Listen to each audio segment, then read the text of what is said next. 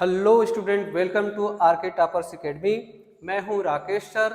आज हम लोग क्लास 12th की स्थिर वैद्युतिकी इलेक्ट्रोस्टैटिक टॉपिक्स पे बात करेंगे। क्या है इलेक्ट्रोस्टैटिक्स या वैद्युतिकी क्या है? अगर इसको समझा जाए तो भौतिक विज्ञान की वह शाखा जिसमें आवेशों का अध्ययन किया जाता है। चलिए आइए टॉपिक राइट करते हैं। वैद्युतिकी क्या है? वैद्युतिकी क्या है? तो भौतिक विज्ञान की वह शाखा, भौतिक विज्ञान की वह शाखा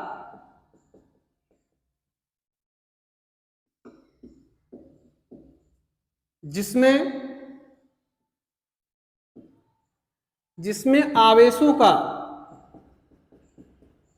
अध्ययन किया जाता है, आवेशों का अध्ययन किया जाता है, आवेशों का अध्ययन किया जाता है, वैद्युतिकी कहलाता है।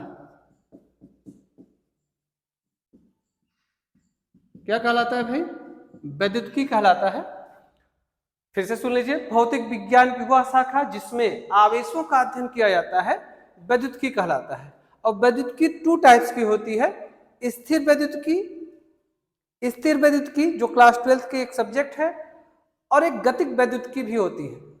तो अगली टॉपिक है स्थिर वैद्युतिकी।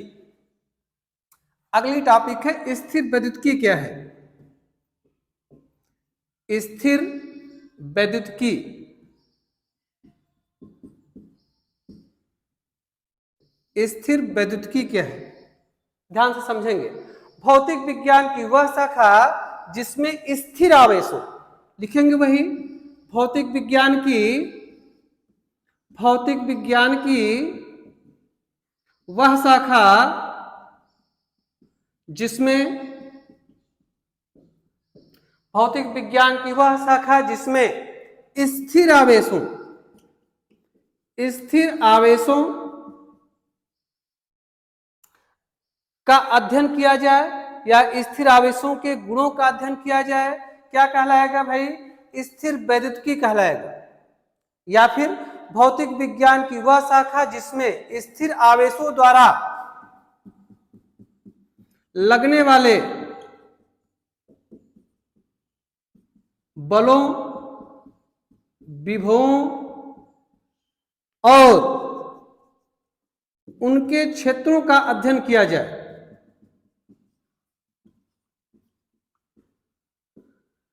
अध्ययन किया जाए, स्थिर वैद्युतिकी कहलाता है। स्थिर वैद्युतिकी कहलाता है। राइटिंग थोड़ा समझने का प्रयास करिएगा। भौतिक विज्ञान की वह शाखा जिसके अंतर्गत या जिसमें स्थिर आवेशों द्वारा लगने वाले बलों, विभवों और उनके क्षेत्रों का अध्ययन किया जाता है, स्थिर वैद्युतिकी कहलाता है। अथवा परिभाषा है, भौतिक विज्ञान की वह शाखा जिसके अंतर्गत स्थिर आवेशों के गुणों का अध्ययन किया जाता है, स्थिर वैद्युतिकी कहलाता है। ये दो टॉपिक रही जिनको आपको माइंड में रखना है। स्थिर वैद्युतिकी के अंतर्गत हम पहली टॉपिक पढ़ेंगे जिसका नाम है स्थिर आवेश। चूंकि आवेश ही है, स्थिर वैद्युत आवेश कह सकते हैं या केवल वैद्युत आवेश ही कहें। क्या कहेंगे भाई? वैद्युत आवेश। किसकी बात कर रहे हैं भाई? वैद्युत आवेश। इंग्लिश है इसकी इलेक्ट्रिक चार्ज। जैसा कि इंग्लिश नाम है, कुछ लोगों को चार्जिंग संबंधी दिमाग में कॉन्सेप्ट आ रहा होगा, बिल्कुल सही है वो, लेकिन थोड़ा इसकी गहराई से भौतिकी के अनुसार क्या इसकी डिफिनीशन हो सकती है, इसको समझते हुए आगे चलेंगे। तो स्थिर वैद्युत आवेश क्या है, इसको समझना है। तो कह सकते हैं किसी पदार्थ का वह आंतरिक गुण जिसमें वह वैद्युत तथा चुंबकीय प्रभाव उत्पन्न करता है। फिर सुनिए, किसी पदार्थ का वह आंतरिक गुण, राइट करता हूं, किसी पदार्थ का वह आंतरिक गुण, किसी पदार्थ का वह आंतरिक गुण, ध्यान सुनिएगा, किसी पदार्थ का वह आंतरिक गुण जिसमें वह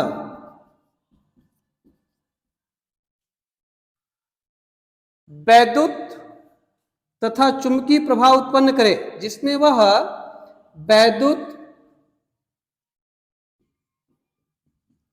तथा चुंबकीय प्रभाव उत्पन्न करे। स्थिर वैद्युत आवेश या वैद्युत आवेश कहलाता है। स्थिर वैद्युत आवेश या आवेश कहलाता है। आप ये समझ सकते हैं, किसी पदार्थ का वह आंतरिक गुण जिसमें वह वैद्युत तथा चुंबकीय प्रभाव उत्पन्न करे, इसे क्या कहेंगे भाई? वैद्युत आवेश कहलाता है। ये डिफिनीशन सामने है, एक बार नोट कर लीजिए, फिर इससे रिलेटेड और टॉपिकों पे बात करते हैं। एक बार अच्छे से नोट कर लीजिए।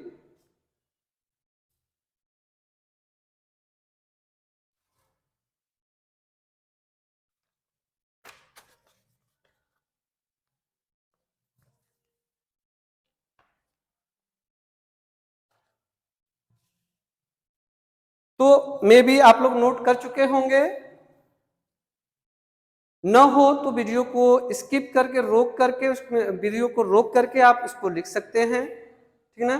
टॉपिकों को पूरा पूरा लिखना जरूरी है, और बेसिक से जानकारी मैं दे रहा हूं, एकदम बेसिक से। इस YouTube के इतिहास में आप कह सकते हैं कि बेसिक लोग कम लेकर चलते हैं और बहुत दूर से बात करते हैं, तो इससे होता क्या है कि आपको बहुत बेसिक नॉलेज नहीं हो पाता है, जिससे तमाम समस्याएं आती हैं। तो बेसिक से हम लोग नॉलेज रखेंगे, और इस क्लास से आप नीट और IIT के लिए फिजिक्स को तैयार कर सकते हैं। एकेडमिक के साथ साथ सभी हिंदी मीडियम के स्टूडेंट इससे लाभ ले सकते हैं। चलिए तो स्टार्ट करते हैं। आवेश या वैद्युत आवेश हो गया, तो इसको प्रदर्शित किससे करते हैं भाई? तो वैद्युत आवेश को प्रदर्शित करने के लिए हम इसे कैपिटल Q या फिर स्मॉल q से प्रदर्शित करते हैं। आवेश को कैपिटल Q या फिर स्मॉल q से प्रदर्शित करते हैं। कैपिटल Q या स्मॉल q से प्रदर्शित करते हैं, ठीक है।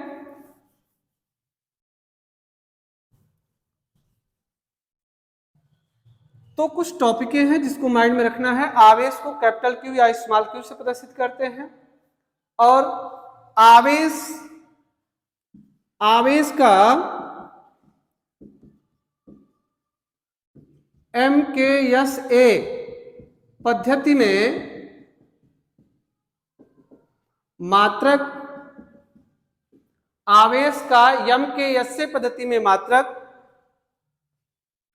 आवेश का MKSA पद्धति में मात्रक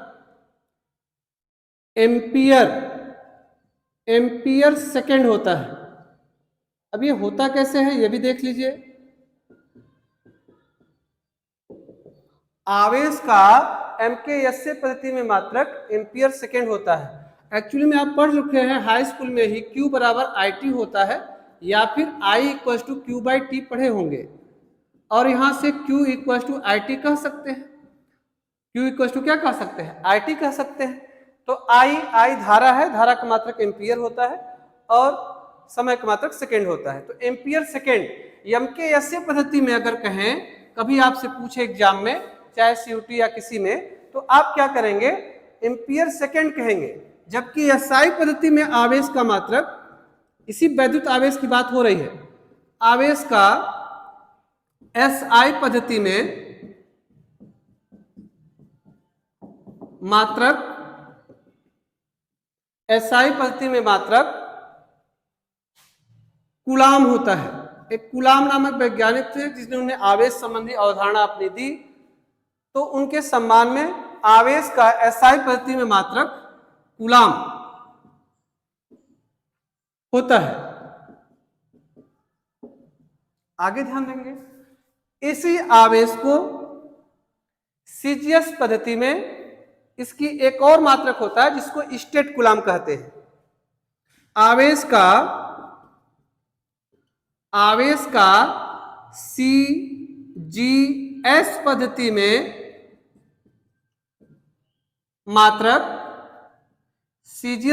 में मात्रक स्टेट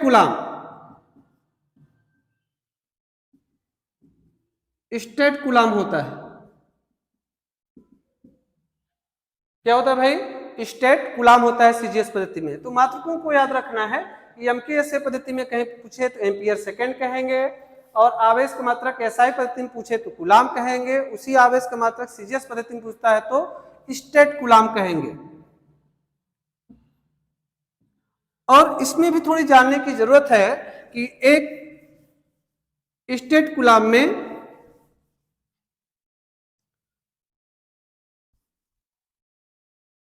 इसको नोट जल्दी से करेंगे, थोड़ा सा इसको नोट करिए तो इसमें और भी आगे टॉपिक चलते हैं।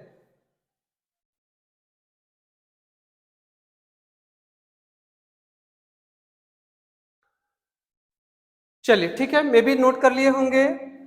देखिए मैं कह रहा था स्टेट कूलाम सीजीएस पद्धति, आप जानते हैं एमकेएस पद्धति से सीजीएस पद्धति क्या होती है, उससे छोटी होती है। तो हम ये कह सकते हैं एक कूलाम में 3×10⁹ स्टेट कूलाम होता है।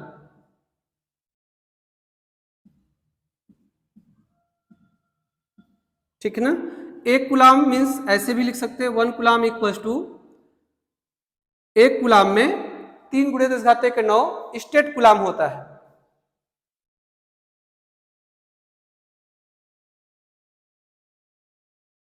तो इस तरह से हम बात कर सकते हैं इसकी सबसे बड़ी इकाई और सबसे छोटी इकाई की भी बात कर सकते हैं।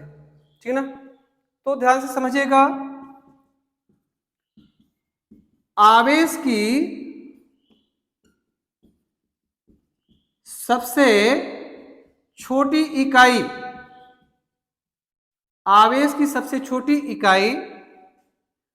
फ्रैंकलिन, बेंजामिन फ्रैंकलिन का नाम आप सुने होंगे, स्थिर वैद्युतिकी को समझने वाले वैज्ञानिक थे। तो बेंजामिन फ्रैंकलिन के ही नाम पे उनका नाम पड़ा फ्रैंकलिन।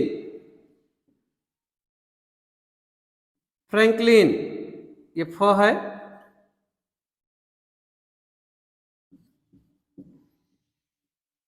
फ्रैंकलिन।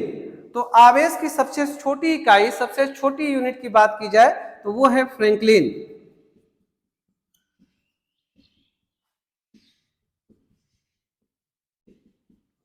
और सबसे बड़ी इकाई की बात की जाए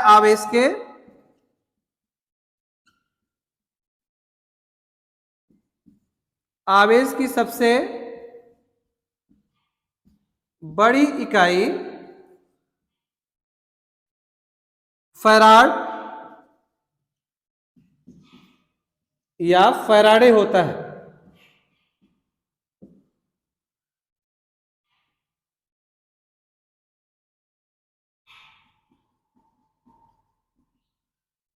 ठीक है, तो ये जल्दी से नोट कर लेंगे स्टेटमेंट को।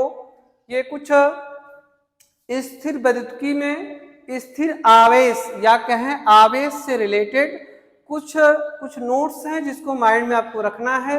जैसे आवेश को किससे प्रदर्शित करते हैं? क्यू से। आवेश का एमकेएस पद्धति में मात्रक क्या होता है? एम्पियर सेकेंड होता है।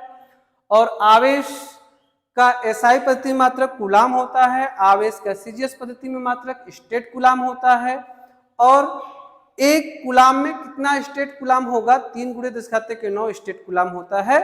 और आवेश की सबसे छोटी इकाई फ्रैंकलिन है, बेंजामिन फ्रैंकलिन के नाम पे याद रखना है आपको।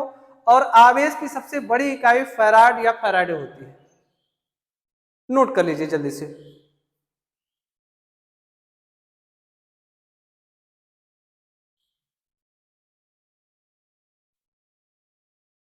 चलिए, तो वीडियो को रोक करके उसको फिर से आप देख सकते हैं, अच्छे से नोट कर सकते हैं। आगे कंटिन्यू करते हैं। स्थिर वैद्युतिकी के अंतर्गत स्थिर वैद्युतिकी के अंतर्गत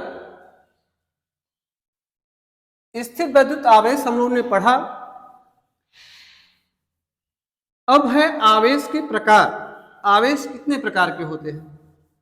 तो बात करें आवेश के प्रकार की, तो आवेश दो प्रकार के होते हैं।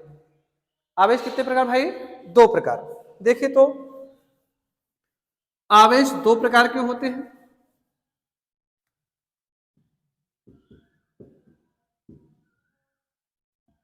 आवेश दो प्रकार के होते हैं। पहला है धनावेश, जिसको पॉजिटिव चार्ज कहते हैं, और सेकेंड है आपका ऋणावेश, जिसको नेगेटिव चार्ज कहते हैं। ये इंग्लिश प्रोनाउंस हिंदी मीडियम के स्टूडेंट जरूर लिखा करें। आगे चल के आपको किसी भी क्लास में आप जाएंगे, जैसे बीएससी करने जाएं या फिर कोई तैयारी करने जाएंगे, तो उसमें दिक्कत नहीं होगी। बस यही ध्यान देना है। और धनावेश क्या है? किसी पदार्थ में जब इलेक्ट्रॉनों की कमी हो जाती है, या किसी पदार्थ पर जब इलेक्ट्रॉनों की कमी हो जाती है, तो कह देते हैं वो पदार्थ क्या है भाई? धनावेश में है। तो मैंने कहा किसी पदार्थ पर इलेक्ट्रॉनों के कमी के कारण उत्पन्न आवेश, किसी पदार्थ पर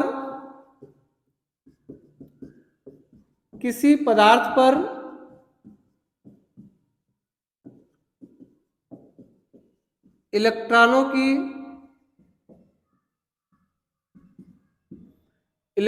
की कमी, ये जो इलेक्ट्रॉनों की कमी शब्द है, मैं नोटेड कामा कर देता हूं, याद रखना है आपको। किसी पदार्थ पर इलेक्ट्रॉनों की कमी द्वारा उत्पन्न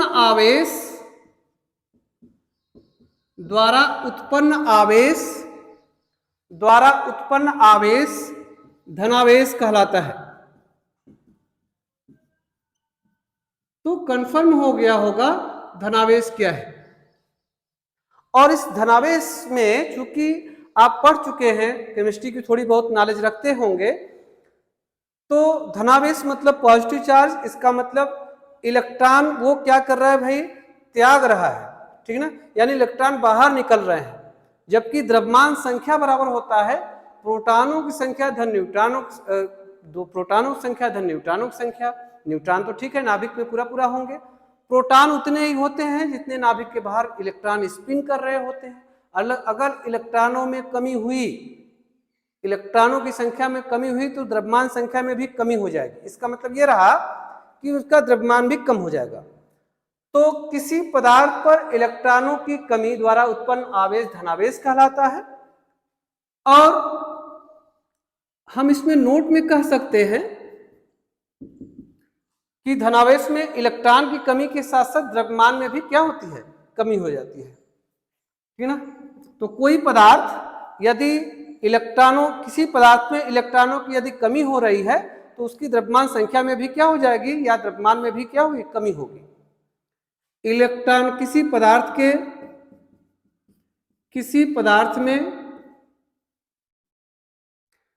पदार्थ में इलेक्ट्रॉनों की कमी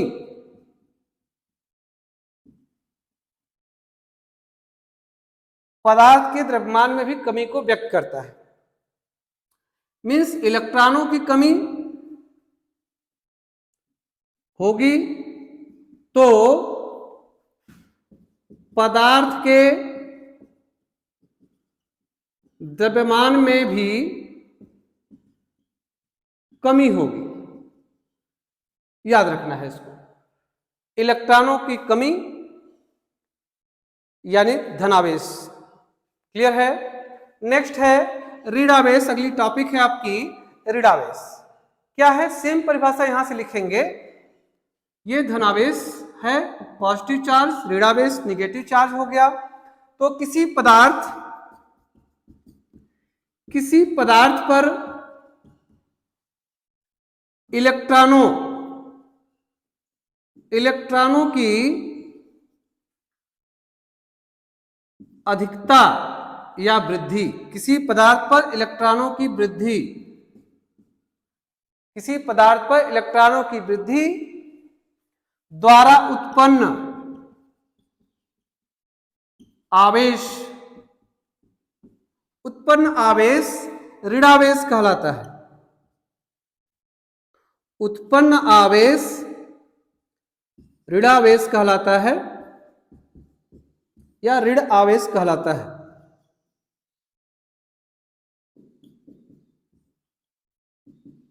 चलिए भाई, ठीक है, इतनी बात तो क्लियर होगी। नोट कर लीजिए इसको जल्दी से। इसमें भी याद रखना है एक बात को नोट में कि चूंकि इलेक्ट्रॉनों की अधिकता हो रही है, तो इलेक्ट्रॉनों की अधिकता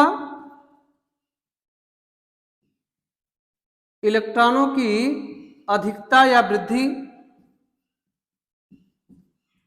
पदार्थ पर क्या कह सकते हैं, किसी पदार्थ में, यहां पे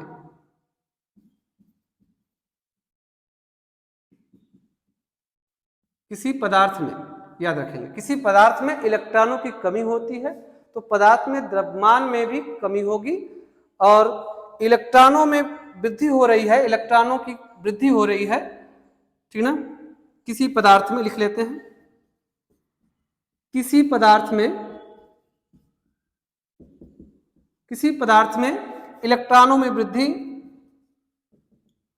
किसी पदार्थ में इलेक्ट्रॉनों में वृद्धि होगी तो पदार्थ का द्रव्यमान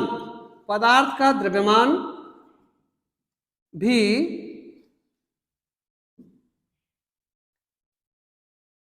पदार्थ के द्रव्यमान में भी वृद्धि होगी।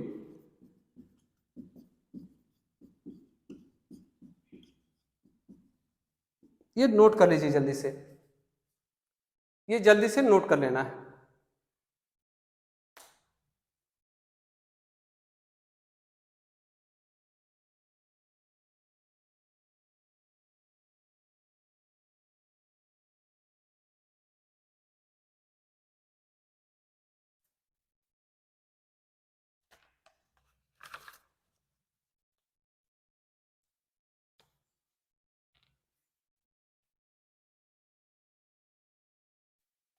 हो गया होगा, नोट कर लिए होंगे आप लोग। तो याद रखना है आवेश दो प्रकार के, ठीक ना, धनावेश और ऋणावेश। ये भी बेंजामिन फ्रैंकलिन के ही अनुसार है। बेंजामिन फ्रैंकलिन के अनुसार आवेश दो प्रकार के, धनावेश और ऋणावेश। चलिए तो स्टार्ट करते हैं। एक आवेश का क्वांटमीकरण टॉपिक है, क्वांटेशन ऑफ चार्ज। तो आवेश का क्वांटमीकरण ये टॉपिक है, आवेश का क्वांटमीकरण एक टॉपिक है। तो क्वांटिजेशन देखिए ध्यान से, आवेश का क्वांटमीकरण हेडिंग है नेक्स्ट। आवेश का क्वांटमीकरण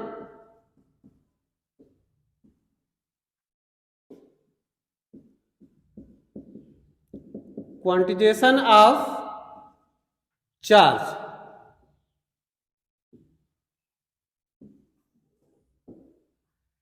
ये है क्या, इसको थोड़ा समझना है। आवेश का क्वांटमीकरण क्या होता है। आप हाई स्कूल में इलेक्ट्रिक चैप्टर जब पढ़े होंगे, विद्युत चैप्टर पढ़े होंगे, तो उसमें आवेश भी पढ़े होंगे। आवेश बताया गया होगा उस समय, 10th के अनुसार बताया गया होगा कि किसी पदार्थ में या किसी चालक में प्रवाहित इलेक्ट्रॉनों की संख्या आवेश कहलाता है। लेकिन यहाँ पे थोड़ा कुछ अलग है, क्योंकि आप इंटर में पढ़ रहे हैं। मैंने बताया था ये एक माइक्रो फिजिक्स है, तो याद रखना है कि इनको हम महसूस भी नहीं कर पाते हैं।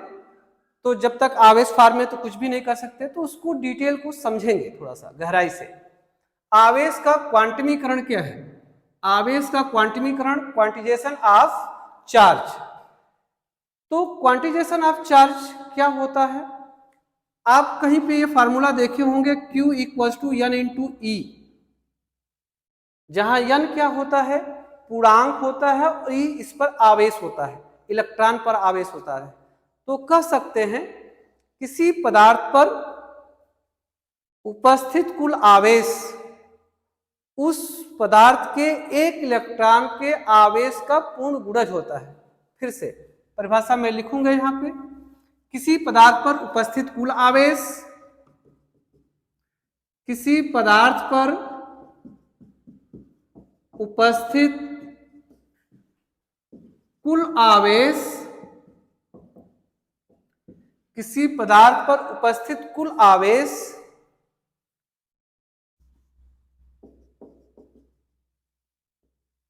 पदार्थ में उपस्थित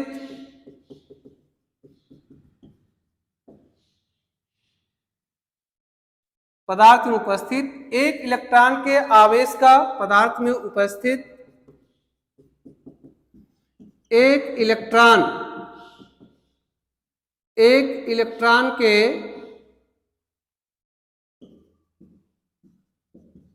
आवेश का, एक इलेक्ट्रॉन पर आवेश का पूर्ण गुणज होता है, पूर्ण गुणज होता है। फिर सुनिएगा, किसी पदार्थ पर उपस्थित कुल आवेश, किसी पदार्थ पर उपस्थित कुल आवेश उस पदार्थ में एक इलेक्ट्रॉन पर उपस्थित आवेश का पूर्ण गुणज होता है। यह डिफिनीशन है, आप कह सकते हैं आराम से। किसी पदार्थ पर उपस्थित कुल आवेश, किसी पदार्थ पर उपस्थित कुल आवेश उस पदार्थ में, ध्यान दीजिएगा, उस पदार्थ में एक इलेक्ट्रॉन के आवेश का पूर्ण गुणज होता है। जो पूर्ण गुणज शब्द है ये क्या है? मतलब जब भी गुणा होगा तो किसी पूर्णांक का होगा उसमें, इलेक्ट्रॉन पर आवेश पर। तो आप जानते हैं अर्थात करके कह सकते हैं, अर्थात कह रहा है Q इक्वल्स टू, अर्थात ये कह रहा है कि Q equals to N into e, अर्थात ये कह रहा है Q equals to N into e, जहां E इलेक्ट्रॉन पर आवेश है। E क्या है भाई? इलेक्ट्रॉन पर आवेश, इलेक्ट्रॉन पर आवेश, और जिसका मान होता है 1.6×10⁻⁻⁹ कूलाम। ठीक है, एक इलेक्ट्रॉन पर आवेश 1.6×10⁻⁻⁹ कूलाम होता है। तो इलेक्ट्रॉन पर आवेश है, और N क्या है? ये एक पूर्णांक है, यही शब्द याद रखना है। N एक पूर्णांक है जिसको हम कह सकते हैं +-1, +-2, +-3, +-4, +-5 एंड सो ऑन, ऐसे ही ये आगे चलता रहेगा। अर्थात ये आप नहीं कह सकते कि कोई इलेक्ट्रॉन 1/3 है, 1/2 है, 1 मतलब आधा, तिहाई, चौथाई, ऐसा कुछ नहीं है। इलेक्ट्रॉन पूरा पूरा होगा। ठीक है, या तो एक इलेक्ट्रॉन होगा, या तो सीधे 2 होगा, या तो फिर 3 होगा, या तो फिर 4 होगा। किस सिद्धांत के अनुसार? आवेश के क्वांटमीकरण। किस सिद्धांत से भाई? आवेश के क्वांटमीकरण सिद्धांत से। क्वांटिजेशन ऑफ चार्ज से पता चलता है किसी पदार्थ पर उपस्थित कुल आवेश उस पदार्थ में एक इलेक्ट्रॉन पर आवेश का पूर्ण गुणज होता है, याद रखना है। और एक इलेक्ट्रॉन पर आवेश होता कितना है? 1 कूलाम होता है, सॉरी 1.6×10⁻⁻⁹ कूलाम होता है। तो एक इलेक्ट्रॉन पर आवेश 1.6×10⁻⁻⁹ कूलाम है। और n क्या है? एक पूर्णांक है जिसकी वैल्यू हमने बताया +-1, +-2, +-3 एंड सो ऑन। इस प्रकार एक शब्द और बनता है, नोट में आपको माइंड में रखना है कि एक क्वांटा क्या है। एक क्वांटा क्या है? यदि किसी पदार्थ पर आवेश 1.6×10⁻⁻⁹ कूलाम हो तो ये एक क्वांटा कहलाता है। एक क्वांटा शब्द याद रखना है। एक क्वांटा क्या है? किसी पदार्थ पर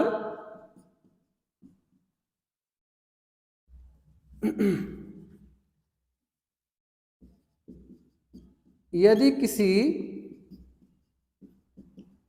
पदार्थ में एक ही इलेक्ट्रॉन हो, एक ही इलेक्ट्रॉन हो और उस पर आवेश 1.6 × 10⁻⁻19 कूलाम हो, 1.6 × 10⁻⁻19 कूलाम हो, तो उसको एक क्वांटा कहेंगे, हो एक क्वांटा कहलाता है, एक क्वांटा कहलाता है, ये आप कह सकते हैं। अर्थात मैं ये कह सकता हूं एक क्वांटा बराबर है कितने के?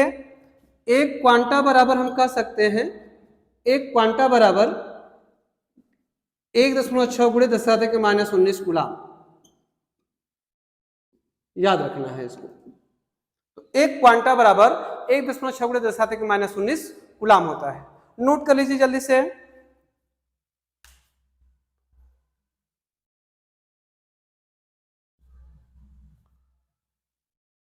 नोट जितना जल्दी हो सके करेंगे इसको।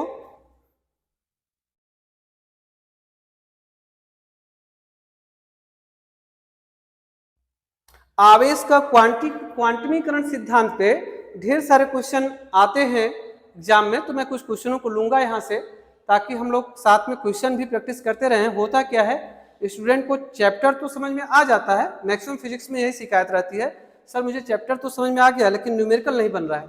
तो न्यूमेरिकल बनाने के लिए जरूरी है कि आप साथ में उसके बेसिक कॉन्सेप्ट को समझते हुए क्वेश्चन को भी करते चले। तो न्यूमेरिकल को भी थोड़ा थोड़ा कुछ जो इंपॉर्टेंट टाइप जो क्वेश्चन बन सकते हैं इस पर, उसको हम डिस्कस करते चलेंगे।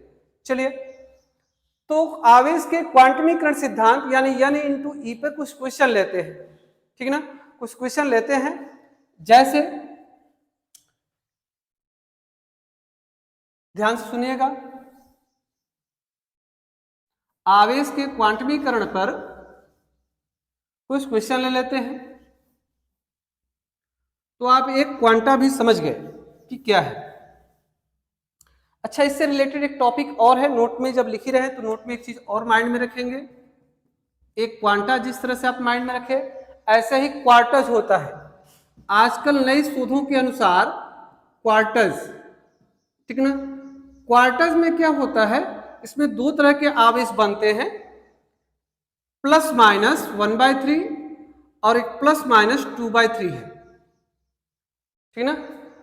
तो दो तरह के एक क्वार्टज हैं जिनको आधुनिक खोजों के आधार पर यह बताया गया कि इसमें जो क्वांटमीकरण में n का मान मैंने कहा था कि पूर्णांक होगा, उसका ये पालन नहीं करता है। अर्थात आवेश के क्वांटमीकरण का ये क्वार्टज आवेश, जो क्वार्टज नामक आवेश है, वो उसका विरोध करता है, ठीक है क्या?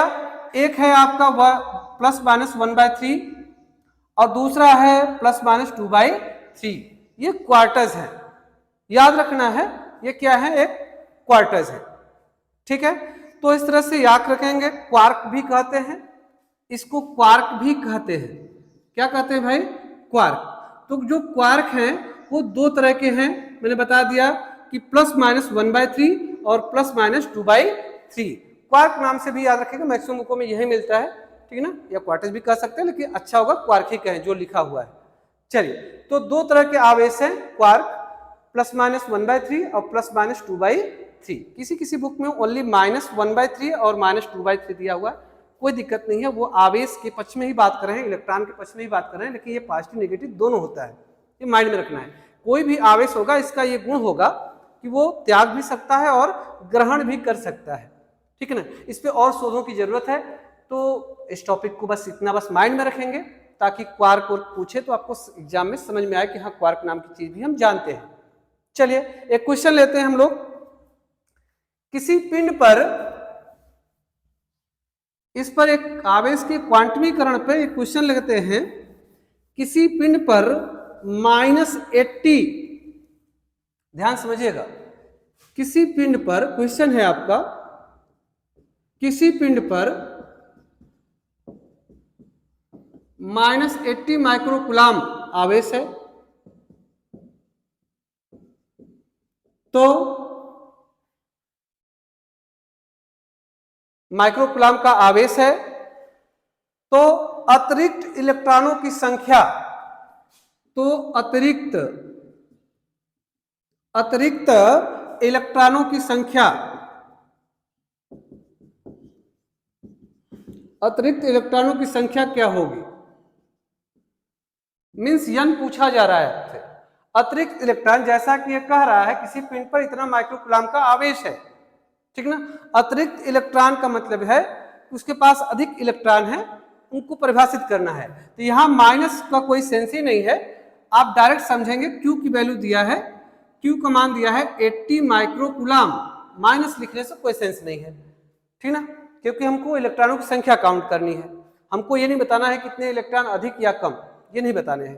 तो ध्यान समझिए, तो क्यू का मान हो गया 80 माइक्रोकूलाम, और 1 माइक्रोकूलाम बराबर, जैसे आप माइक्रोन को आप जानते हैं 1 माइक्रोमीटर बराबर 10⁻⁻6 मीटर होता है, वैसे ही 1 माइक्रोकूलाम में 10⁻⁻6 कूलाम होता है। तो चलिए इसमें 80 इंटू 10⁻⁻6 कूलाम कर लेते हैं, ठीक है। और आपसे यन की वैल्यू पूछ रहा है, कह रहा है कि अतिरिक्त इलेक्ट्रॉनों की संख्या ज्ञात कीजिए, तो यन की वैल्यू पूछ रहा है, और आप जानते हैं ई का मान तो फिक्स है भाई 1.6 × 10⁻⁻19 कूलाम।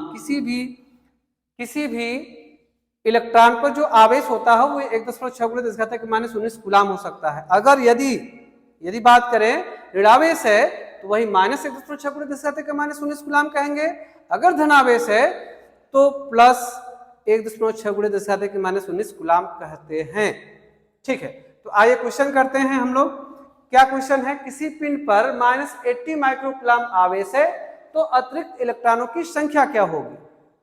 एक्स्ट्रा चार्ज कितने हैं बताने हैं आपको, नंबर ऑफ चार्ज बताने हैं। इसमें प्लस और माइनस आवेश होने का कोई सेंस नहीं है यहाँ से, इसलिए मैंने लिया ही नहीं उसको, ठीक है, यन लिख दिया है। अब आवेश के क्वांटमीकरण सिद्धांत से Q = N × E आपके पास फार्मूला है, आप इसमें वैल्यू पुट करके लगा सकते हैं। जिसमें यन का मान आपको नहीं पता है तो यन नहीं पता है भाई, ई का मान पता है 1.6 × 10⁻⁻19 कूलाम, हमेशा बेसिक सूत्र जरूर लिखेंगे, ये याद रहे। और क्यू का मान जो है वो है 80 × 10⁻⁻6। अब यन निकालिए भाई, ये हिस्सा गुणा में है तो ये लेफ्ट में जाएगा तो क्या हो जाएगा, भाग हो जाएगा। तो इसका मतलब यन = यदि कहें तो हो जाएगा 80 × 1.6 × 10⁻⁻19, सॉरी 80 × 10⁻⁻6 अपान 1.6 × 10⁻⁻19। अब ये वैल्यू है, पुट कर देना है बस। करें क्या, आप जानते हैं 10 की घात यदि हर में यानी डिनोमिनेटर में है, अंश में या न्यूमरेटर में जाएगा तो वो पॉजिटिव हो जाएगा, ठीक है। तो हम लोग यन = हम इसको लिख लेते हैं 80 × 10⁻⁻6 × 10⁻19, ठीक है, इतना समझ में आया, अपान 1.6। अब 10 का और ऊपर नीचे गुणा कर लेता हूं। अब कोई पूछेगा भैया ये क्यों कर रहे हैं, ताकि भाई नीचे वाला दशमलव फिनिश हो जाए, हट जाए, ठीक है। हटेगा तभी तो 16 होगा, और 80 में 16 का आराम से भाग देंगे आप। ऐसे डेसिमल में भाग देना कठिन हो जाता है, इसीलिए न्यूमेरिकल कठिन होता है, न्यूमेरिकल का प्रोसेस भी आपको आना चाहिए। चलिए, तो यन = जो वैल्यू होगी उसको लिखेंगे हम लोग, लिखेंगे 80/16 हो जाएगा इंटू। अब यहां देखिए, यहां 10 की घात कुछ नहीं है तो कितनी है, 1 है, और ये 10⁻19 है, तो 19 गुणा में घात जुड़ता है बेस समान होने पर, तो 19 और 1 कितना हो जाएगा, 20 हो जाएगा। और 20 में से 6 जाएगा, कितना बचेगा भाई, 20 में से 6 गया तो कितना बचेगा, 10⁻14,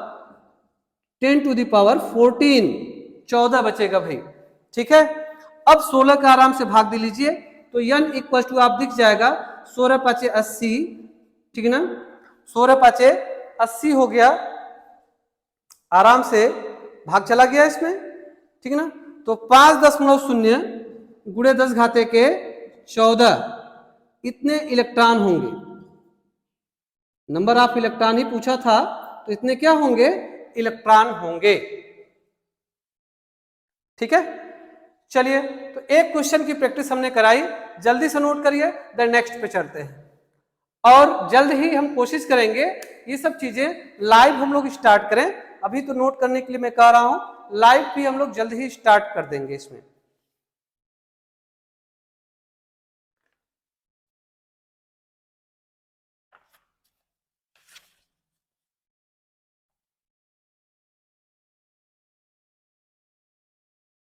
नेक्स्ट बहुत इंपॉर्टेंट क्वेश्चन है, नोट कर ही लिए होंगे। नेक्स्ट क्वेश्चन लेते हैं। एक कूलाम आवेश में उपस्थित इलेक्ट्रॉनों की संख्या, इसमें भी हम लोग निकालेंगे। एक कूलाम आवेश में उपस्थित इलेक्ट्रॉनों की संख्या, ये पूछता भी है, कॉम्पिटिटिव भी है, इसको याद रखेंगे। एक कूलाम आवेश में, एक कूलाम आवेश में उपस्थित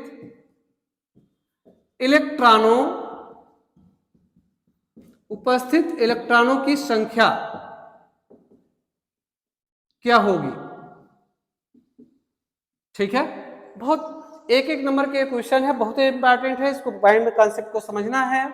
एक कूलाम का आवेश है, इट मीन सॉल्यूशन देखिए थोड़ा सा, क्यू की वैल्यू दिया है, एक कूलाम दे दिया। ठीक है, और आप जानते हैं इलेक्ट्रॉनों की संख्या पूछ रहा है, यानी n equal to question sign हो गया, और इसके साथ साथ क्या पूछ रहा है भाई, n equal to question sign हो गया, और E का मान तो आपको ऑलरेडी पता है 1.6 × 10⁻⁹ कूलाम, ये ऑलरेडी जानते हैं आप। तो इस तरह से आप कह सकते हैं कि आवेश के क्वांटमीकरण सिद्धांत से, क्वांटिजेशन ऑफ चार्ज से आप बता सकते हैं कि ये है आपका Q equal to N into e. Q बराबर क्या है, N इंटू ई है, और इस तरह से Q का मान 1 कूलाम दिया हुआ है, N अपनी जगह स्थिर रहेगा, इंटू चार्ज 1.6, इसका चार्ज कितना है 1.6 × 10⁻⁹ कूलाम है। ठीक ना, तो N की वैल्यू क्या होगी 1/1.6 × 10⁻⁹ कूलाम, क्योंकि ये हिस्सा गुणे में था, लेफ्ट में आएगा तो क्या हो जाएगा, भाग में हो जाएगा।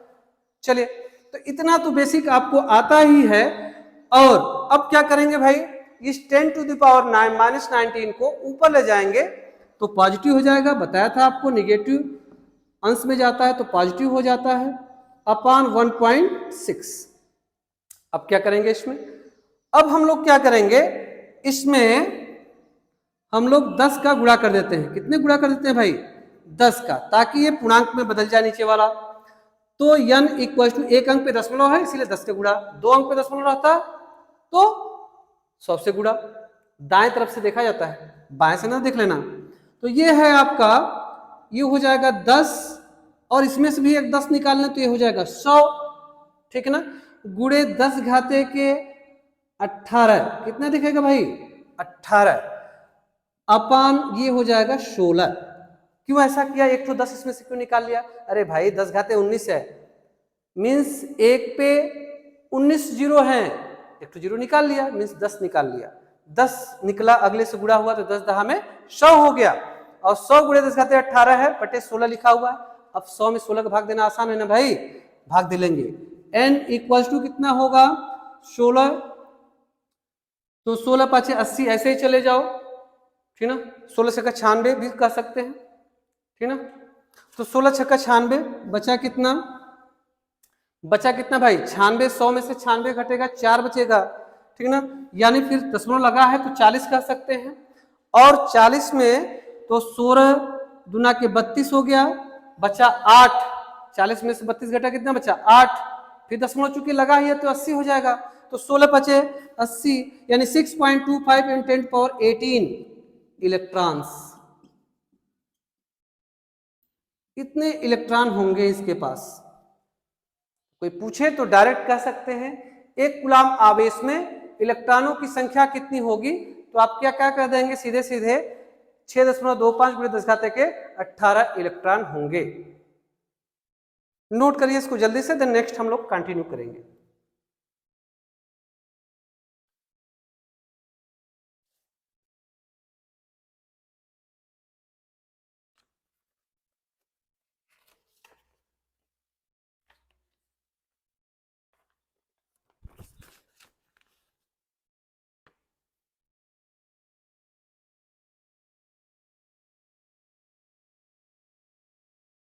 जल्दी से हम लोग नोट कर लेंगे। आप लोग ये क्वेश्चंस हैं, जरूर नोट करिए। मैं इतना समय दे रहा हूं ताकि आप आराम से लिख सकें इसको, ठीक ना।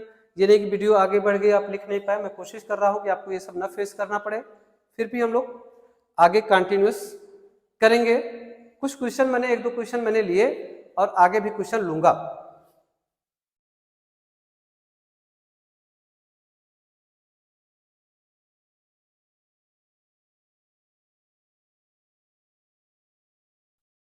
नेक्स्ट टॉपिक है आवेशन। नेक्स्ट टॉपिक क्या है भाई? आवेशन। आवेशन क्या है? चार्जिंग जिसको कहते हैं। मोबाइल चार्ज आप लोग करते हैं बड़े तेज, जब खाली होंगे तब मोबाइल चार्ज होती है बस, ठीक ना।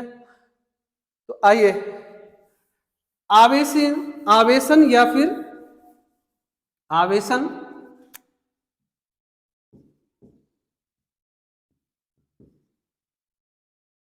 या फिर चार्जिंग क्या है?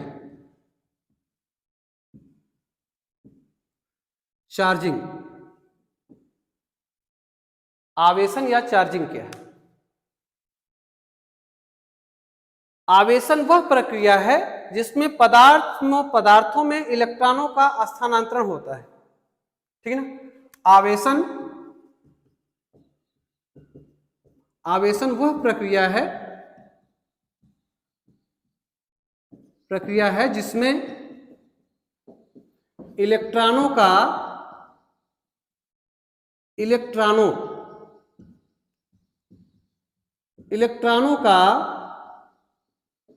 स्थानांतरण होता है।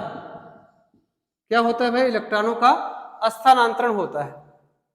आवेशन वह प्रक्रिया है जिसमें इलेक्ट्रॉनों का स्थानांतरण होता है, अर्थात इलेक्ट्रॉनों का विनिमय होता है।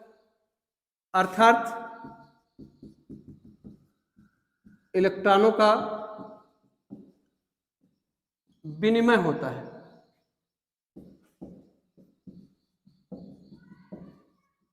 इलेक्ट्रॉनों क्या होता है? विनिमय होता है, इंटरचेंज होते हैं ये, ठीक ना। तो इलेक्ट्रॉनों का स्थानांतरण या आवेशन की कुछ विधियां भी हैं। विधि से पहले आवेशन को पहले समझना जरूरी है। आवेशन वह प्रक्रिया है जिसमें इलेक्ट्रॉनों को क्या होता है? स्थानांतरण होता है। इलेक्ट्रॉनों का स्थानांतरण होता है। तो आवेश किसी पदार्थ का चूंकि आंतरिक या नैज गुण है और आवेशों का स्थानांतरण भी होता है, आवेशों के स्थानांतरण से भी आवेशन संभव है। तो आवेशन की विधियां, नेक्स्ट है टॉपिक आवेशन, आवेशन की विधियां। ध्यान समझेंगे, आवेशन की विधियां, ये कितनी विधि होती है? आवेशन की मुख्यतः 3 विधियां हैं, वैसे तो एक और भी नया आ गया है। तो हम ये कह सकते हैं आवेशन की विधियों में सबसे पहला नंबर अगर हम बात करें, पहली जो विधि है इसको बस समझ लेना है, कहीं कॉम्पिटिटिव में काम देगा बस। तो ध्यान समझेंगे, आवेशन की विधि में सबसे पहली है चालन। चालन विधि है, ठीक ना। आवेशन की विधियों में पहली विधि जो आती है वो कौन सी विधि है भाई? चालन विधि है, ठीक है। आवेशन विधियों में चालन विधि आती है जिसको कहते हैं कंडक्शन मेथड, ठीक ना, चालन विधि।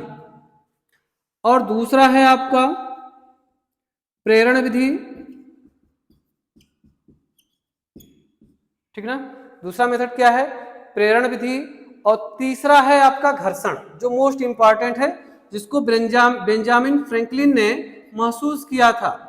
एक्चुअली में था क्या, बेंजामिन फ्रैंकलिन नामक एक वैज्ञानिक, अमेरिकन वैज्ञानिक, जो एक बार पतंग उड़ा रहे थे।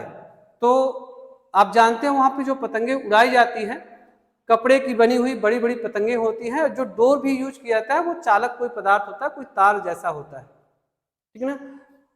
वो एक बार मौसम खराब था और पतंग उड़ा रहे थे और उन्होंने महसूस किया, जब बिजली चमकी तो उन्होंने महसूस किया कि उनको करंट या झटका लग रहा है। इट मीन्स आवेश एक दिशी हो गए हैं। जब आवेश एक दिशा में बहना शुरू करते हैं तो करंट पैदा होता है।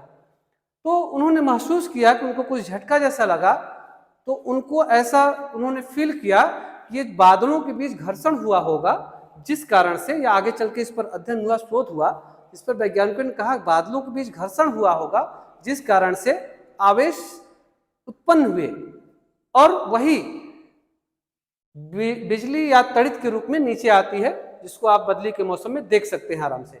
चलिए, तो हम विधि की बात कर रहे हैं, चालन विधि। ये क्या कहता है, ध्यान सुनिएगा।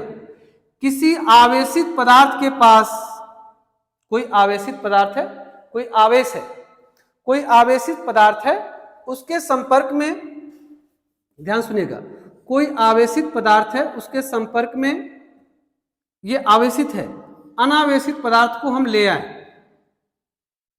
ठीक ना।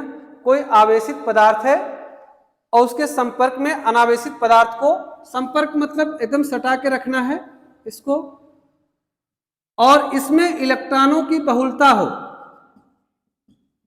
इलेक्ट्रॉनों की बहुलता,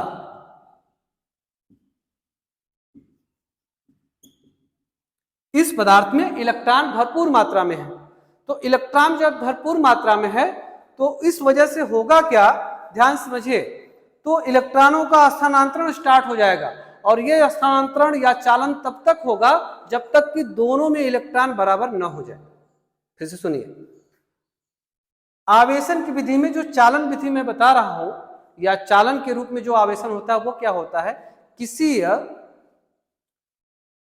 ऐसा पदार्थ जिस पर आवेश उपस्थित हो, अधिकता में इलेक्ट्रॉन उपस्थित हो, और जिस पर आवेश हो ही ना, दोनों के एक साथ रखा जाए तो आवेशों का स्थानांतरण चालू हो जाता है, प्रारंभ हो जाता है।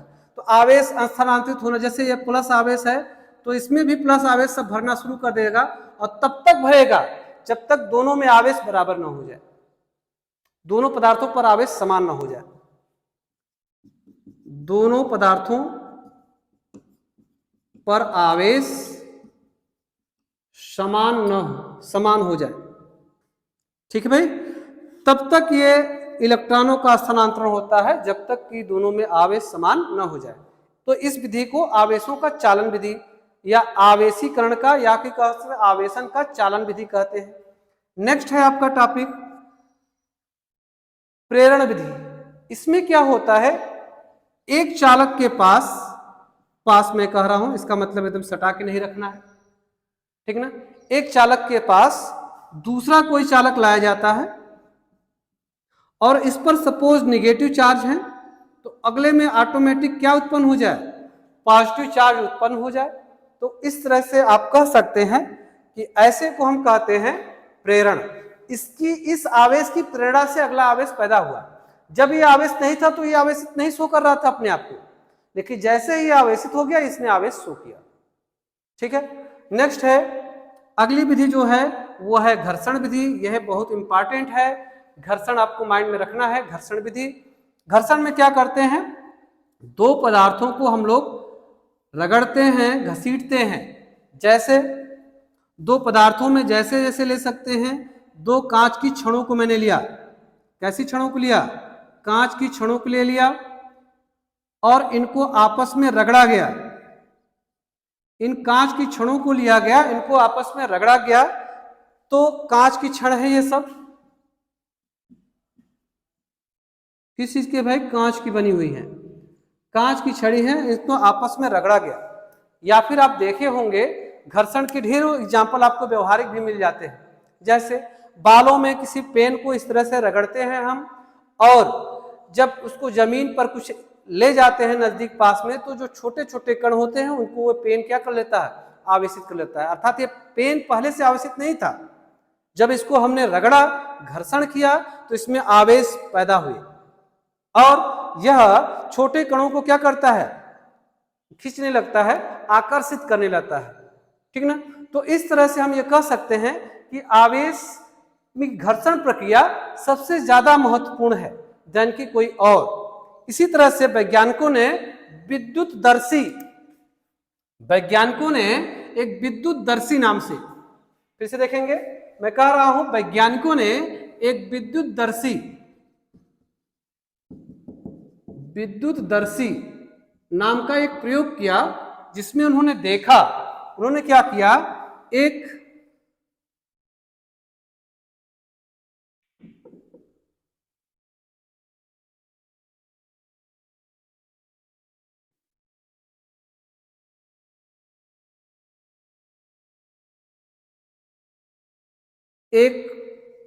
सोने की पतली पन्नी में एक चीरा लगा दिया, इस तरह से चीरा लगा दिया, इस तरह से चीरा लगाया, मतलब आप इस तरह समझिए, बहुत थोड़ा सा चीरा था, ठीक ना।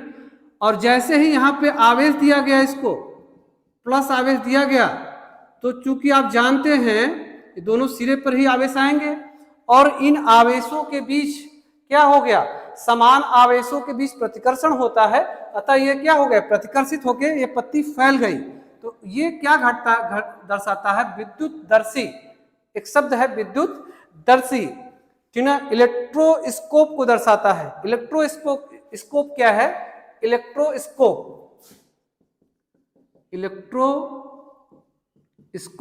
को दर्शाता है। ये क्या है, मैंने कहा कि किसी एक बंद अचालकी बॉक्स में किसी मीन्स गोल्ड की ही बात हो रही है, गोल्ड की एक पतली पन्नी में चीरा लगा के हम लोग जब उसको आवेशित करते हैं ऊपर से, तो होता क्या है कि नीचे के जो चीरा था वो धीरे धीरे फैल जाता है। ये फैलता क्यों है, क्योंकि आपको पता है दोनों सिरों पर, जैसे इस तरह से चीरा लगा हुआ है, उसके दोनों सिरों पर जब आवेश धनात्मक हो जाएंगे तो धीरे धीरे उनके बीच की गैप बढ़ जाएंगे, क्योंकि समान आवेशों के बीच प्रतिकर्षण होता है। समान आवेशों के बीच प्रतिकर्षण और विपरीत आवेशों के बीच क्या होता है, आकर्षण होता है। इसको आपको माइंड में रखना है अपने, समान आवेशों के बीच प्रतिकर्षण और विपरीत आवेशों के बीच क्या होता है, आकर्षण होता है। तो जब दो कुचालक पदार्थों के मध्य घर्षण कराया जाता है, ध्यान सुनिएगा, जब दो कुचालक पदार्थों के बीच, ये कुछ कॉन्सेप्ट है जिसको सुन के निकालना है, तो दो कुचालक पदार्थों के बीच जब घर्षण कराया जाता है तो उनके बीच आवेश पैदा होता है, उनके बीच आवेश पैदा होते हैं, जिनको हम आवेशन कहते हैं। और किस विधि के अंतर्गत इसको गिनते हैं, घर्षण विधि में इसको गिनते हैं, घर्षण विधि में रखते हैं। और एक विधि और मैंने बताया, विद्युतदर्शी इलेक्ट्रोस्कोप कहते हैं, इसको वैज्ञानिकों ने प्रयोग किया था। कोई महत्वपूर्ण बात नहीं है, लेकिन घर्षण बहुत ही महत्वपूर्ण है, इसको देखेंगे हम लोग। घर्षण क्या है इसको फिर से सुनेंगे। इस बात को ध्यान रखना है, जैसे मैंने कह दिया यहाँ पे कि आवेशन की विधि में 3 विधियां मुख्यतः हैं, चालन, प्रेरण और घर्षण। जिसमें चालन मैंने बताया कि जब एक आवेशित पदार्थ को बिना आवेश वाले पदार्थ के संपर्क में रखा जाता है, सटा कर रखा जाता है एक दूसरे से, तो आवेशों की अधिकता के कारण आवेश स्थानांतरित होने लगते हैं, और ये स्थानांतरण की प्रक्रिया तब तक होती है जब तक दोनों पर आवेश समान न हो जाए। ये चालन विधि के अंतर्गत है। प्रेरण विधि क्या है, एक आवेशित पदार्थ है या दो पदार्थों को एक दूसरे के पास लाया जाता है, सटा के नहीं रखा गया, दूर ही रखा गया, उसके बाद भी क्या हो रहा है, जब इसको आवेशित किया गया, ऋणावेश से मैंने किया है, तो अगले में ऑटोमेटिक कैसा प्रदर्शित कर रहा है, धनावेश को प्रदर्शित कर रहा है। इसका मतलब इसमें पहले से धनावेश मौजूद है, बस उसको प्रेरित कर दिया गया। इस विधि को प्रेरण विधि कहते हैं। तीसरा है घर्षण, जैसे मैंने कांच का उदाहरण दिया, कांच के दो छड़ों को जब हम रगड़ते हैं, ठीक ना, या कांच की छड़ को बिल्ली की खाल से रगड़ते हैं, तो उस कंडीशन में क्या होता है, वो इनके बीच आकर्षण अथवा प्रतिकर्षण दोनों बल उत्पन्न हो सकता है। आकर्षण भी उत्पन्न हो सकता है और प्रतिकर्षण भी उत्पन्न हो सकता है, ठीक है, आकर्षण या प्रतिकर्षण उत्पन्न हो सकता है। तो ध्यान देंगे, घर्षण द्वारा दो कुचालक पदार्थों के मध्य यदि घर्षण कराया जाता है, ये कह सकते हैं, मैं लिखूं क्या, थोड़ा सा लिखता हूं, दो कुचालक पदार्थों के मध्य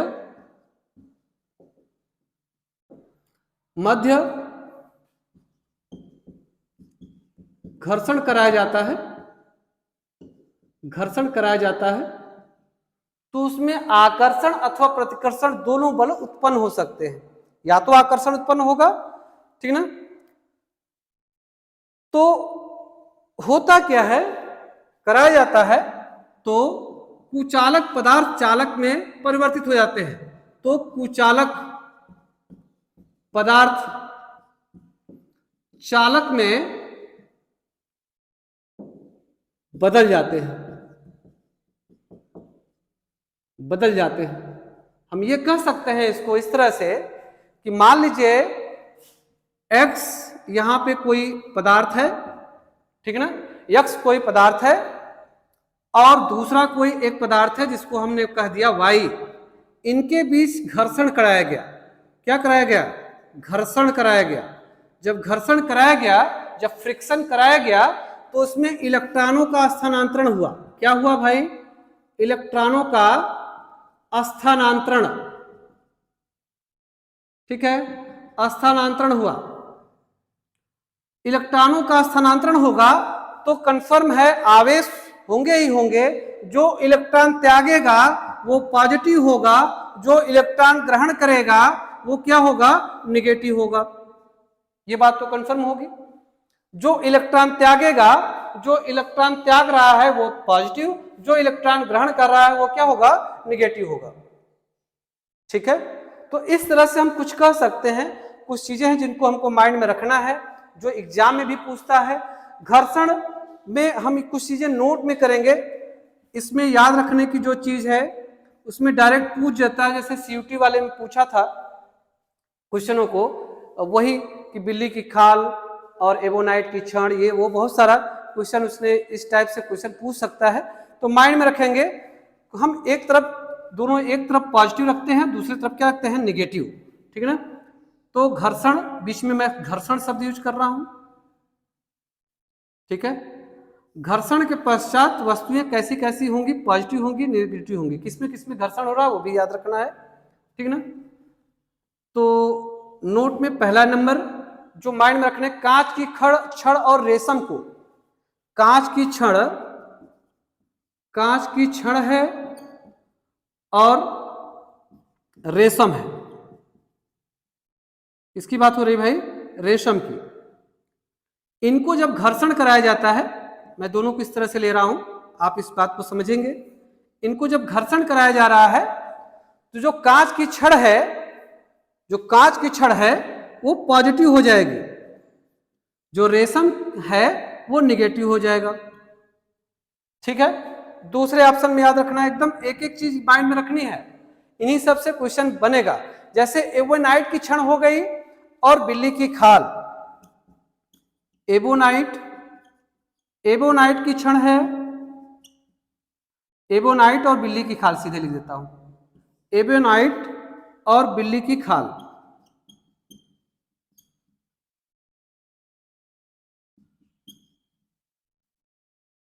किसकी खाल है भाई? बिल्ली की खाल। इसमें भी याद रखना है, एबोनाइट की जो छड़ होगी, एबोनाइट की छड़ या एबोनाइट छड़ डायरेक्ट लिख देते हैं, ये निगेटिव हो जाएगा, याद रखना है।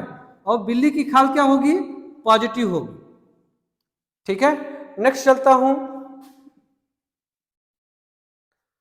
थर्ड,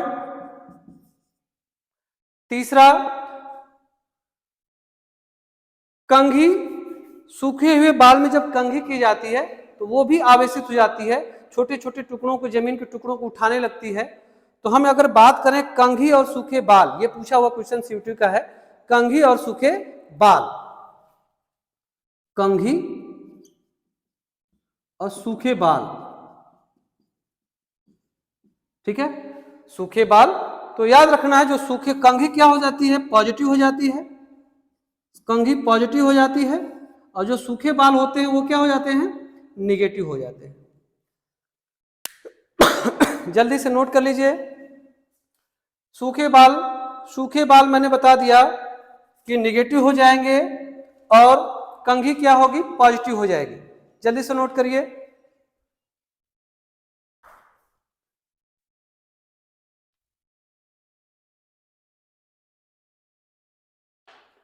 ठीक है, और भी कुछ चीजें माइंड में रख सकते हैं, जैसे ऊन और प्लास्टिक की छड़ हो गई, ऊन पॉजिटिव होगा और प्लास्टिक की छड़ क्या होगी? निगेटिव होगी, ठीक है ना। ऊन पॉजिटिव होगा और प्लास्टिक की छड़ क्या होगी? निगेटिव होगी। इसको माइंड में रखना है। तो आवेशन को हमने समझाया या आवेशन रिलेटेड बात किया। मैंने कहा उन, चौथा नंबर हमने लिया उन वर्सेस प्लास्टिक की क्षण। उन है और प्लास्टिक की क्षण। इस कंडीशन में क्या होगा, ध्यान देना है, उन आपका पॉजिटिव होगा और प्लास्टिक की क्षण क्या हो जाएगी, नेगेटिव, याद रखना है। ठीक है, उन पॉजिटिव हो जाएगा और प्लास्टिक की क्षण आपकी क्या हो जाएगी, नेगेटिव हो जाएगी। ठीक है, तो इस तरह से याद रखना है आपको।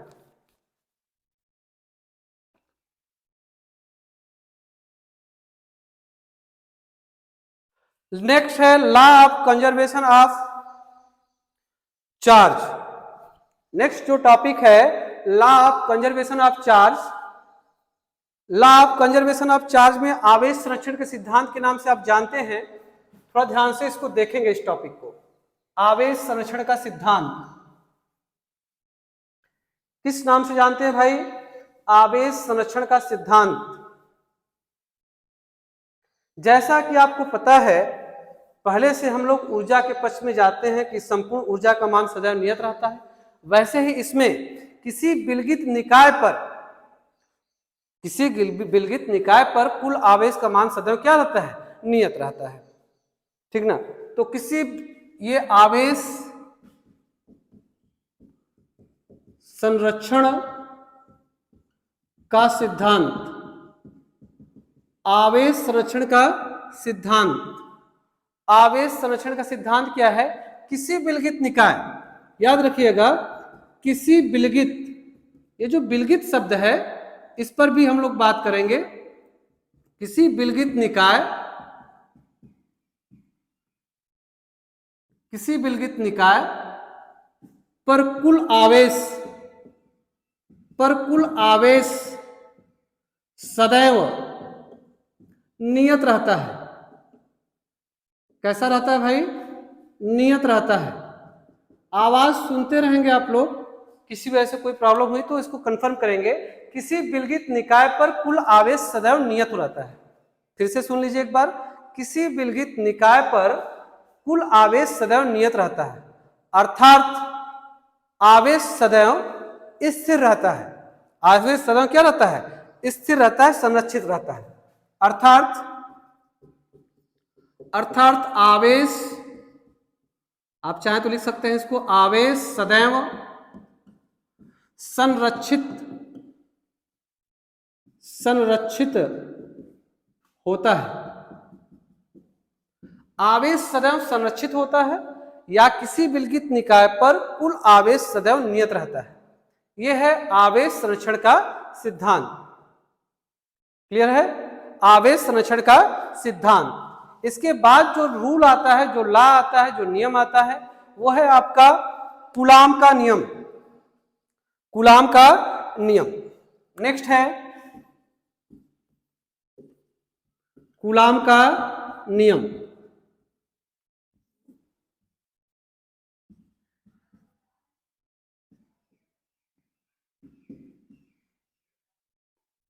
कूलाम्स लॉ, ठीक ना, कूलाम का नियम, कूलाम्स लॉ क्या है ये? कूलाम का नियम, सबसे पहले इस कूलाम के नियम के अंतर्गत हम लोग क्या समझते हैं, थोड़ा ध्यान देंगे। दो आवेश, अब यहां पे वास्तव में आवेशों के बीच लगने वाले बल को प्रदर्शित करता है कूलाम का नियम। तो दो आवेशों के बीच लगने वाले आकर्षण अथवा प्रतिकर्षण बल ही हो सकते हैं। अगर दोनों समान आवेश हैं तो प्रतिकर्षण बल लगेगा, विपरीत आवेश हैं तो आकर्षण बल लगेगा। उन्हीं आवेशों को व्यक्त करने के लिए इस नियम का प्रयोग किया जाता है। ध्यान सुनेंगे तो कूलाम के नियम के अनुसार क्या है भाई, दो आवेशों के बीच लगने वाला आकर्षण अथवा प्रतिकर्षण बल, उन आवेशों, आवेश मान लीजिए हमारे पास है, यहाँ पे एक आवेश ये है और दूसरा आवेश ये है, हमने इसको Q1 कह दिया, इसको Q2 कह दिया। दो अलग अलग आवेश हैं और इनके केंद्रों के बीच की दूरी या इनके बीच की दूरी जो है वो है R आपकी, ठीक है ना। इन आवेशों, आवेश खुद है छोटा, उसके केंद्र में कहाँ जाएंगे भाई, तो उन आवेशों के बीच की दूरी कितनी है, r है। तो उन आवेशों के बीच की दूरी क्या है भाई, r है। चलिए, तो आवेशों के बीच की दूरी r है। तो कूलाम ने क्या क्या कहा, दो आवेशों के बीच लगने वाला आकर्षण अथवा प्रतिकर्षण बल उन आवेशों के गुणनफल के अनुक्रमानुपाती तथा उनके बीच की दूरी के वर्ग के व्युत्क्रमानुपाती होता है। फिर सुनिए, उन्होंने कहा कि दो आवेशों पर लगने वाला, ठीक ना, दो आवेशों पर लगने वाला आकर्षण या प्रतिकर्षण, आकर्षण या प्रतिकर्षण बल उन आवेशों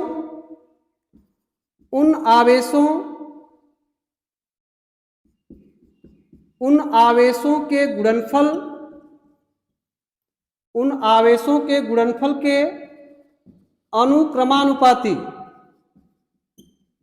अनुक्रमानुपाती तथा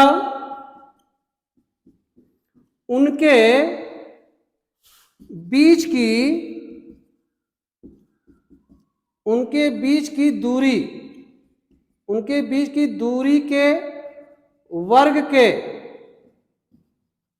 व्युत्क्रमानुपाती।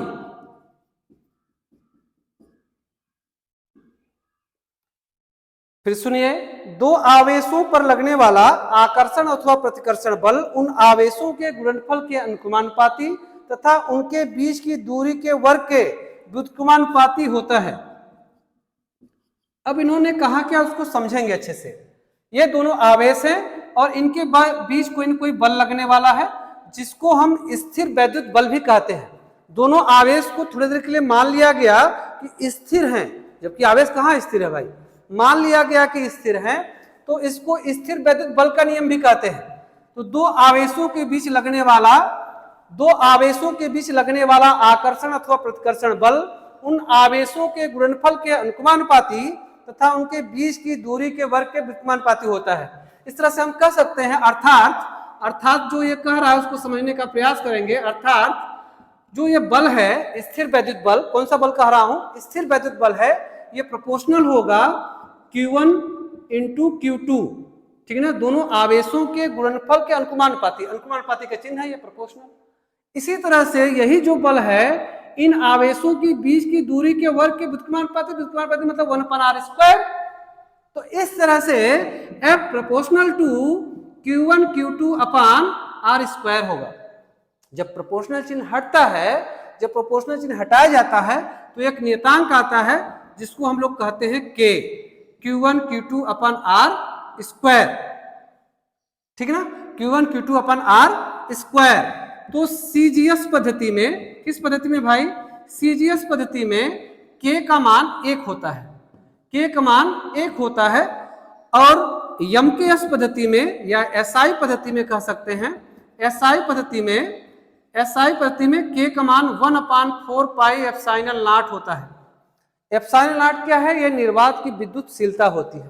एप्सिलॉन नॉट क्या है भाई, निर्वात की विद्युतशीलता, जिसकी वैल्यू आगे चल के हम बताएंगे, बताएंगे क्या, सीधे निकाल दिया जाएगा। चलिए, तो K equal to 1/4 pi epsilon naught होता है। इस प्रकार हम कह सकते हैं कि फार्मूला आपका जो बन के तैयार हुआ, स्थिर वैद्युत बल F बराबर स्थिर वैद्युत बल, समझ में आ रहा है, स्थिर वैद्युत बल F equals to 1/4 pi epsilon naught Q1 Q2 upon r², ठीक है। जहां इस 1/4 पाई एप्सिलॉन नॉट की जो वैल्यू होती है उस पर भी हम चर्चा करेंगे और उससे क्वेश्चन भी लेंगे। नोट एक बार अच्छे से आप लोग कर लेंगे, जल्दी से नोट करिए, फिर आगे बढ़ते हैं।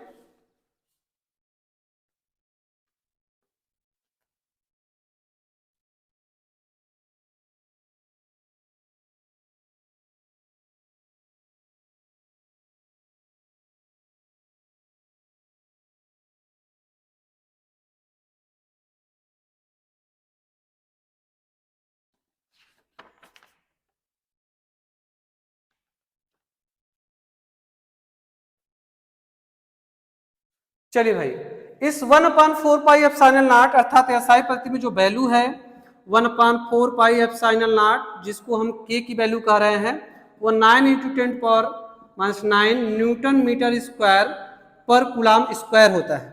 अब ये इकाई कहां से लिखी जा रही है इसको भी हम लोग कैलकुलेट करेंगे, दिखाएंगे। 9 × 10⁻10 है ये, 10⁻⁻9 न्यूटन मीटर स्क्वायर पर कूलाम स्क्वायर होगा। अब ध्यान देंगे, स्थिर विद्युत बल का नियम कूलाम का था। मैंने साफ साफ बोला, इस नियम को क्या कहेंगे? स्थिर विद्युत बल का नियम कहेंगे। क्यों? इसमें दोनों आवेश स्थिर हैं, आवेश मोशन में नहीं है। ठीक है, तो इससे रिलेटेड और जो न्यूमेरिकल्स होंगे वो हम लोग नेक्स्ट टॉपिक, अगले दिन के टॉपिक में देखेंगे। तो थैंक्स, बेस्ट ऑफ लक।